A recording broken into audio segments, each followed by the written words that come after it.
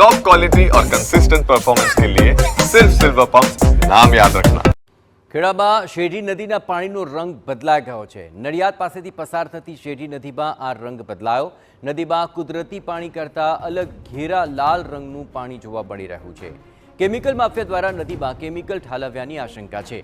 અગાઉ પણ નદીમાં કેમિકલ નાખવાથી પાણીનો કલર બદલાયો હતો। અહીં જીપીસીબી દ્વારા કોઈપણ કાર્યવાહી ન થતાં સ્થાનિકોમાં રોષ જોવા મળી રહ્યો છે। ખેડા કલેક્ટરને નદીના બદલાયેલા પાણી અંગે TV9એ ટેલિફોનિક જાણ કરી હતી।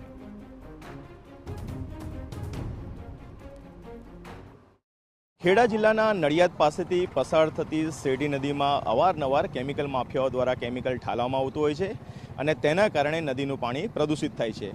દ્રશ્યો બતાવવાનો પ્રયાસ કરીશ કે આજે વહેલી સવારે જે કેમિકલ માફિયાઓ દ્વારા જે કેમિકલ છોડવામાં આવ્યું હશે તેના જ કારણે જે પાણીનો કલર છે તે ઘાટા લાલ કલરનો જોવા મળી રહ્યો છે।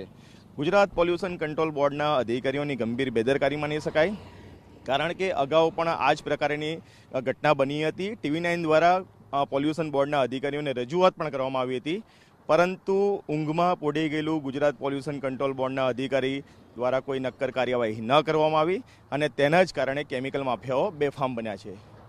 કેમેરા પર્સન અરવિંદ સાથે ધર્મેન્દ્ર કપાસી, TV9 ખેડા। કેમિકલ માફિયાઓએ અહીં કેમિકલ ઠાલવ્યાની આશંકા આ દ્રશ્યો જોઈને સ્પષ્ટ થઈ રહી છે। અગાઉ પણ કેમિકલયુક્ત પાણીનો જથ્થો આ રીતે અહીં ઠાલવાયાનો મામલો સામે આવી ચૂક્યો છે। નદીનું પાણી પ્રદૂષિત કરવા માટે આખરે કોણ જવાબદાર છે તેની સામે કાર્યવાહી થવી જરૂરી છે।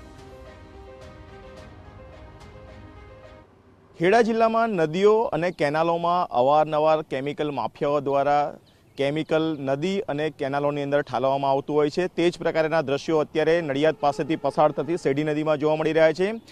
થોડા વર્ષો પહેલાં પણ આ જ પ્રકારની ઘટના સામે આવી હતી કે જેની અંદર નદીના પાણીનો કલર બદલાઈ જવા પામ્યો હતો। અત્યારે આપ દ્રશ્યો જોઈ રહ્યા છો, શેરડી નદી નડિયાદ પાસેથી પસાર થાય છે અને આજે વહેલી સવારે તેની અંદર કોઈ કેમિકલ નાખ્યું હોય તે પ્રકારના દ્રશ્યો દેખાઈ રહ્યા છે, કારણ કે પાણીનો કલર લાલ કલરનો થઈ જવા પામ્યો છે।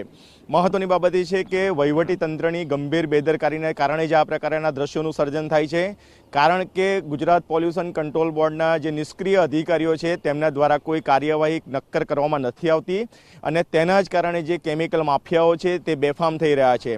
મહત્વની બાબત એ છે કે Gujarat pollution control board Kheda જિલ્લા દ્વારા જો થોડા સમયની અંદર જ તપાસ કરવામાં આવે તો કયું કેમિકલ છે તે પણ સામે આવી શકે છે અને કોના દ્વારા ઠાલવવામાં આવ્યું તેની માટે પોલીસ તપાસ કરવામાં આવે તો તે પણ સામે આવી શકે છે। કેમેરા પર્સન અરવિંદ સાથે ધર્મેન્દ્ર કપાસી, TV9 ખેડા।